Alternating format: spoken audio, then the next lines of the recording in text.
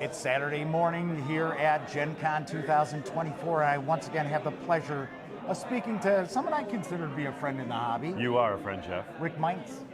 Good to see you again, Jeff. And I did pronounce the last name Yes, correctly. you did.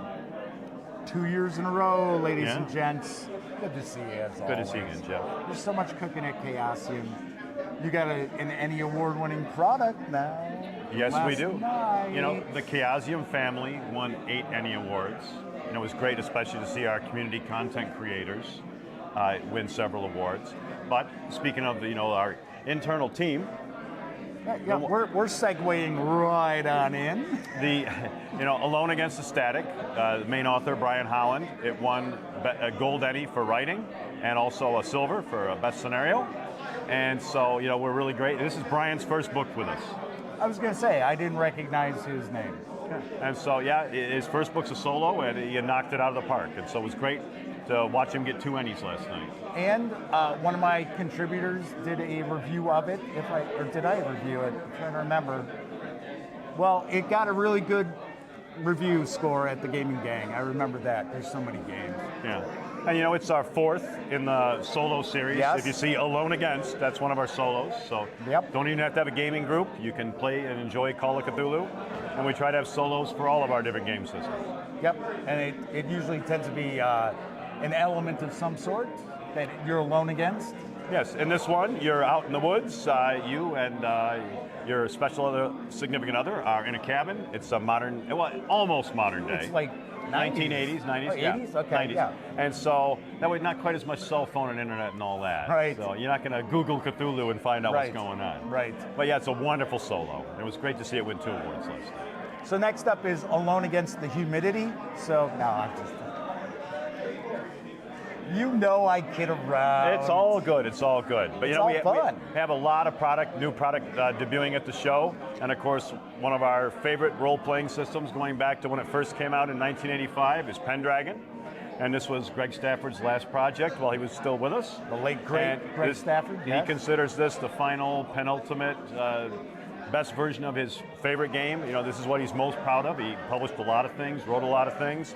But his Pendragon rule system, that's the one he was proudest of. Right. And so we have the full rule book available now. There's an adventure. We have the Grey Knight scenario pack, which is also available. And so it's great to get it back into print again and have it back in the Chaosium family after being away for a few decades. Right. And so, it's great to have Pendragon. I mean, it's such a wonderful game, especially with the traits and passions. So I do need to ask, because I guarantee if I do not ask this question, I will be harassed by our audience. When is the Game Master book scheduled to arrive? It is in layout. It's getting really close to print. Okay. And so we're months away. I get it. Not years away from having the Game Master book out. It's one of the next ones on the list. Fantastic. Because I know when I did my review, loved it, by the way.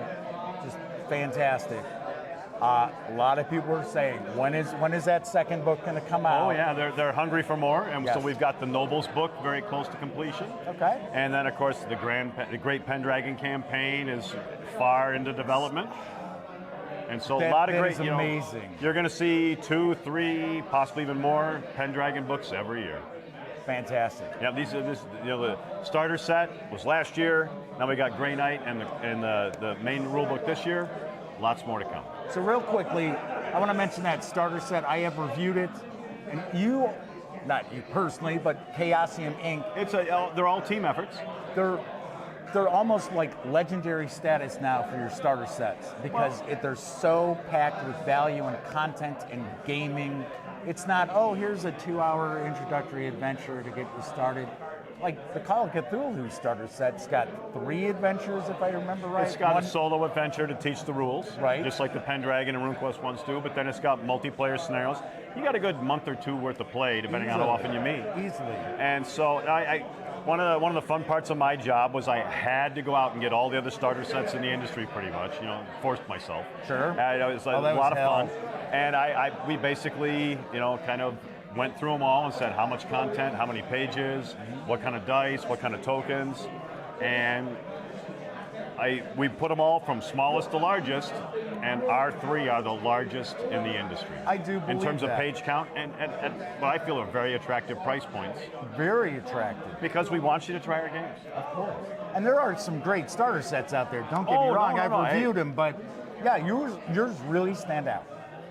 Especially with the solo adventures.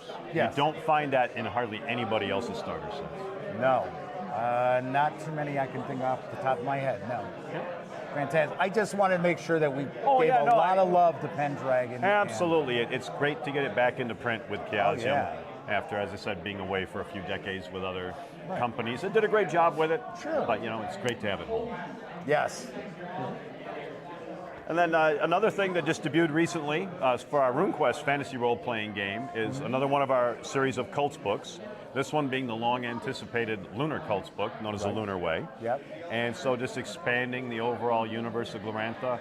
In some ways, in RuneQuest, your cult is a little bit like your character class. It certainly defines a lot of what your character's about. And, because the magic is real, the gods are real, you're picking the right cult and the magic and all that, it's a big part of the game. And so now we have all the lunar cults available. Just expand that. Yes. And it's important to keep in mind also that you don't necessarily have to utilize every single cult. It's what fits best for your players. A lot of people pick a small place to start. They enjoy that part of it. We just like to give you a wealth of choice, so it's not this or you don't have any other choices. And yet another wonderful playground that was created by the late, great Greg Stafford. Yes, just like Pendragon was Greg's favorite, Glorantha and RuneQuest, next on the list. Fantastic. And of course, we know there's more books on there. Oh, we have several more cult books, the light cults, chaos, darkness, along with we have a Lands of Dragon Pass book coming up. So a lot more. Once again, we want to have regular production schedules where the fans of the game can rely on 3-4 books a year coming out.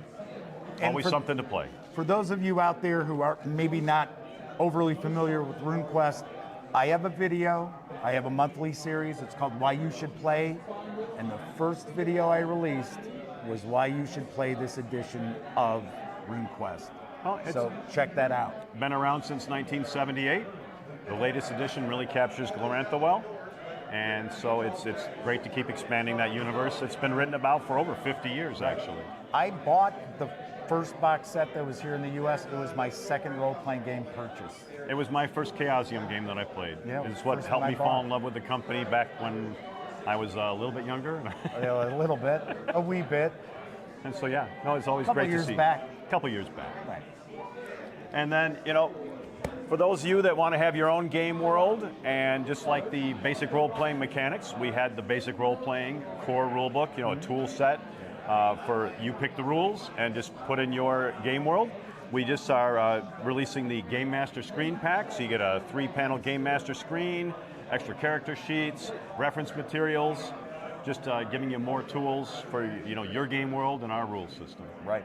And so we're going to have regular BRP releases coming out, and a number of them in the works, but marketing prefers to talk about them first, so I got to be a little bit cagey. Oh, I know there's plenty of stuff we really can't talk about on camera. A lot of great things in the works. Always like that every year. Our big thing is a regular release schedule. Yes. So it's not a big gap waiting for another cool thing to come out. And you don't have to worry about people contacting you asking, what's going on with you guys? Where's the games? What's going on? Sure. Yeah, very nice. Yeah, Game Master screen pack. And then the long-anticipated third in the series of beginning readers, Richard Ivankovic, wonderful Australian school teacher, fantastic artist, great with anapestic tetrameter rhyming style.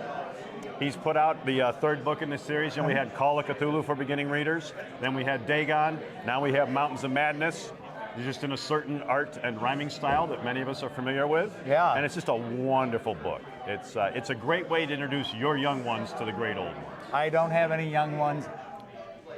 But some adults buy it for themselves. Actually, I did give the Cthulhu book to my niece. They make great Christmas gifts and now she's holiday like a gifts. horror fan. And yeah. I twisted her just with that one book. And so this is the first con in the United States we've been selling it at. And we in booth 511, we've got lots of all the new releases there. And we're standing in our first time event space like this, where you can definitely immerse yourself in all the Chaosium's games, especially Call of Cthulhu. And so it's wonderful to have a wide variety of choice and a wide chance to try our games. And for that one person who's going to be coming here tomorrow, who sees this video like first thing in the morning tomorrow, go to the booth. Because the video won't be up until tomorrow. But, no problem. Right. Yeah, Event Space 134, booth 511. Happy to chat with people, tell them about what's coming up and all the new stuff and all the things we've had, over the last several decades. Because, next year is Chaosium's 50th anniversary as a company, 1975, 2025. So we got a lot of great things in the works for 2025. Sweet. And of course, everyone already knows. They'll learn all about those. You'll see the video first looks. You'll see the video reviews from the gaming gang. Any final thing that maybe is on the horizon? Because we've got more Chaosium interviews here. Anything you want to throw out there that people should be really excited about that I'm not going to talk to other people about? Not sure, Okay. but I do want to thank all the fans who voted in the Ennies for a number of our products. Like we said, we had 8 Ennies in the Chaosium family. H.P. Lovecraft's Historical Society won some awards for their props. Alone Against the Static won 2 awards. Our Community Content Awards won several awards. But I just want to thank all the fans who took the time to vote for us. That means a lot. It really does. And I want to thank you, Rick, for taking some time out. It was so busy at the Chaosium booth that we came across the hall with all this wonderful background behind us to do this interview because we couldn't figure out where we were going to squeeze in. And it would have been even louder. Exactly. Thank you so much. Thank you, Jeff. Always a pleasure. Look forward to the next time. Saturday at Gen Con 2024 continues, and we are once again over in the Chaosium area, and I've got the pleasure to actually, in person, speak with the legendary Mike Mason. It's a pleasure, Jeff. And there's a big release. Everyone who runs Call of Cthulhu, plays Call of Cthulhu, are so excited. And it was a surprise that it came out here at the show. So if you were at the show, which unfortunately this will be up tomorrow morning, you only have a couple hours. They could pick it up. It's arriving, I think, November-ish in stores. And it is Call of Cthulhu By Gaslight. So let's talk about it. Okay. What do you want to know? What do you feel like sharing? Well, the first book, there's 2. What you need to know is there's 2 core books for the Cthulhu by Gaslight setting. There's this one, which is the first one out, which is the Investigator's Guide, and that's a player-facing book. Okay. That has all your what players need to know about the setting, the time period, which is the kind of late Victorian 1880s, 1890s. Right. Character generation, new skills, new rules. And what's really important New is career. lots of new careers, and this also contains all the core rules for playing Call of Cthulhu. Oh, wow. So if you're new to the game and you're looking to start, you can actually pick this book up and go straight away. Yeah, you don't need the full Keeper rule book. You can carry on. Obviously, in time, if you want to get all the bells and whistles, you can pick up the rule book later on down the line for that.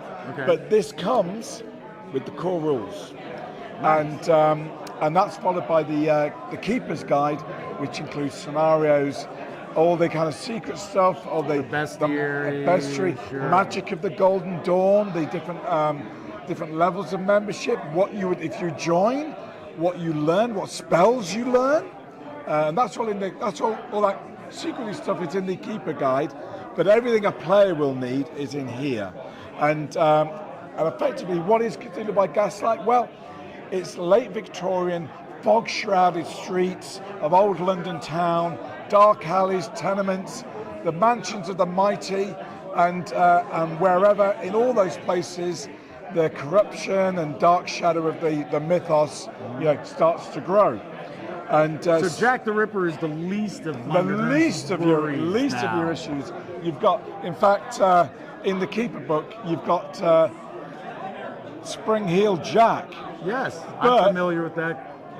Started up for Pulp Cthulhu. Oh, Because wow, okay. why wouldn't you want a guy jumping from roof to rooftops in your pulp game, Right. causing all sorts of mayhem. So it's completely compatible with standard Cthulhu, with pulp Cthulhu, and it doesn't just focus on London in Victorian Britain. It goes beyond London, around the country of the UK, but also across the sea to the East Coast US. So Boston and New York City, Very nice. and on to 'Cause continental it is Europe. still the Gaslight era here in the United States. Exactly. It wasn't just in England. And if you carry on in the US westward, well, you hit our western Down Darker Trails, which is the same time period. So they all kind of connect together to make nice. this very immersive, very cool kind of setting and historical kind of period where crazy things are happening in science, fringe science, the occult, as well as real science and investigation and travel is opening up, and all these wonders of the new world and old world kind of coming together so it's a really exciting time, and particularly there's a lot of people who are like into that kind of Victoriana, Yes. and obviously if you add pulp into the mix and you want to do more steampunk kind of style, then again that all works as well. So whether you want to play that kind of like grimdark kind of hardcore slow burn Cthulhu, or jumping from roof to rooftops, chasing Battling cultists left and Spring right. Hill Jack and cultists, you can. Right. So it kind of, like most of our books, we try and make it a toolkit for everyone to kind of get out of it what they want. Sure. So whatever style and type of game you want, hopefully this serves your need, and you can find those bits for you to inspire you and create fantastic characters and great games. Easily enough, players, if they want to do Holmes and Watson versus the Mythos, that's a pretty obvious choice. Hey, and a little secret in the Keeper book. I don't know if you probably remember the very first edition Yes. of Gaslight, yeah? Yep. And there was that slightly strange bit in there about Martians and fighting machines, yeah? Right? War of the Worlds. And we thought, hey, that's just cool, yeah? Especially with Pulp Cthulhu as well. So in the Keeper book, we've kept the Martians in, Oh, nice. but we've added a little more detail and a little bit more idea how you could run a War of the Worlds campaign with using Cthulhu by Gaslight, whether that with the mythos or without the mythos. Sweet. I gotta say, I know a lot of folks out there, this is the book they have been waiting for a long time for Call of Cthulhu. And like I said, I know loads of people are really excited about it. I mean, it's been a book on my to-do list for a long time, as you can imagine, and being a small team, we can only do so much at a time. Right, exactly. But I'm really pleased, and I should say that Caris MacDonald, who is effectively works with me as the line editor for the Gaslight line now, she has poured a lot of her time and tears and sweat and blood into the book, and she's done a really great job of putting this together. And now this is done, and the Keeper book is going to follow, and that's done. She's currently beavering away on what's following in Gaslight. So things like a whole new campaign, books of scenarios, equipment guides and keeper screens, and all cool stuff. So lots of support to follow. Right, it's not just going to be the two books. Not just the 2 books. No, we've got Wonderful. a fantastic campaign called The Curse of Seven, which we're working on currently, and it looks awesome. Awesome. Fantastic. I should point out, for the audience out there, Mike's holding my review copy of the book. I'm going to give it to you So now. I wasn't trying to twist your arm to hand it over, but stay tuned, because you will be taking a look inside this book this coming week. So this isn't going to be sitting on a shelf or anything. I'm going to probably jump into this within a day or two of returning from Gen Con, because I know you're out there and you want to see what's in this book. Any final thoughts you want to share, Mike? Hey, it's a pleasure to always speak to you, Jeff. Thanks for the opportunity. I hope you like what you find when you crack it open, and your Well, viewers if I don't, you'll know will about soon know it. about it. But I think you will. I think I will.